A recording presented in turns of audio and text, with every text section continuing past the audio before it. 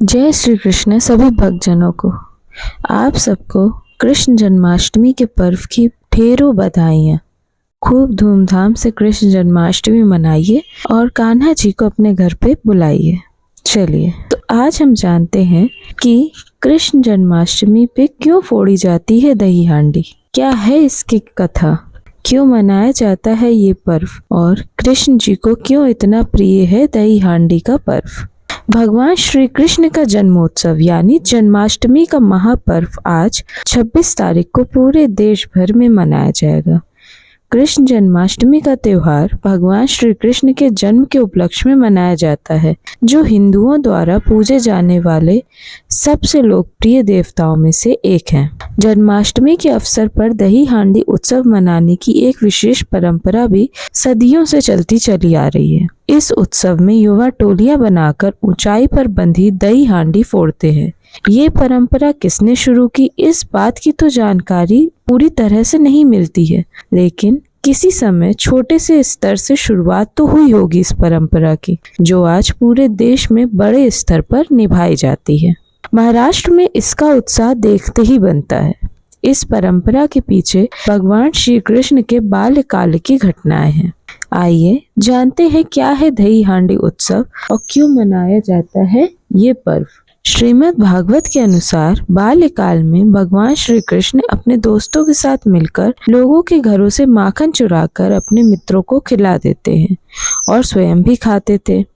जब यह बात गांव की महिलाओं को पता चली तो उन्होंने माखन की मटकी को ऊंचाई पर लटकाना शुरू कर दिया, जिससे श्री कृष्ण का हाथ वहां तक न पहुंच सके।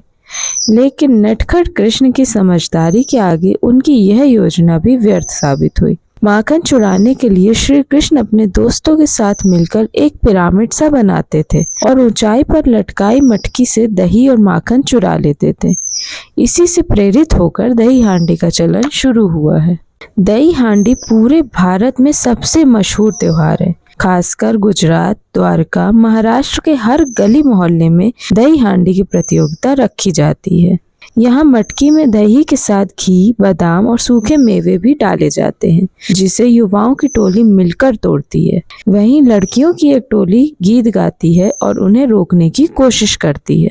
ज्योतिष शास्त्र के अनुसार मक्खन एक तरह से धन का प्रतीक है। जब हमारे पास आवश्यकता से अधिक धन हो जाता है तो उसे हम संचित यानी इकट्ठा कर लेते हैं, जबकि होना ये चाहिए कि धन अधिक होने पर पहले उसका कुछ भाग जरूरतमंदों को दान करें। श्री कृष्ण माखन चुराकर पहले अपने उन मित्रों को खिलाते थे जो निर्धन थे।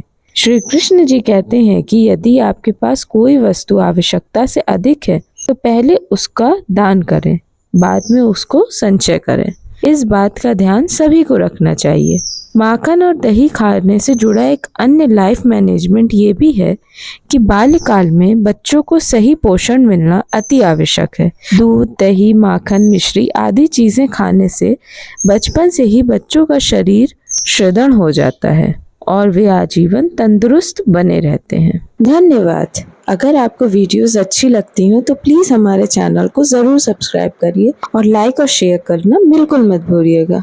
नंद घर आनंद भयो, जय कन्हैया लाल की।